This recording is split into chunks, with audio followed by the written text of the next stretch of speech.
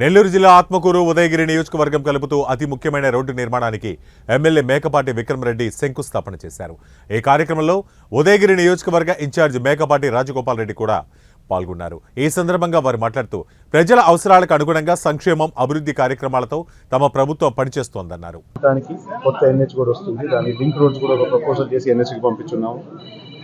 2 పోర్ట్లు కూడా కనెక్ట్ చేస్తుంది కాబట్టి అన్ని విధాలుగా లింక్ రోడ్స్ కానీ, ఈ ఏరియాకి నేషనల్ హైవే డెవలప్మెంట్ కానీ, మళ్ళీ అక్కడ పోయి సీతారాంపురం పోయి Vijayawada Bengaluru express way connect అవుతుంది కాబట్టి దీని మీద ఎక్కువగా ఫోకస్ పెట్టి కనెక్టివిటీకి కానీ చేసేటట్టు ప్రయత్నం చేస్తున్నాం.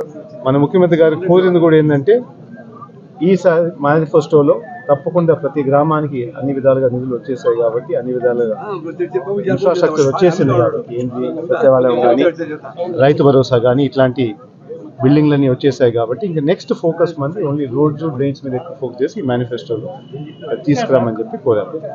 ఇది ఎన్నికలకు ముందు హడావుడి అని అంటున్నారు.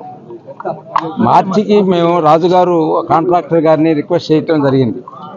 అంటే ఆయన వేరే విధంగా బిజీగా ఉన్నాడు. ఈ పర్మిషన్లు కూడా దీనికి సరిగ్గా రాలేదు కాబట్టి అన్ని పర్మిషన్లు తీసుకున్న తర్వాత ఆయన రెడీ అయ్యారు.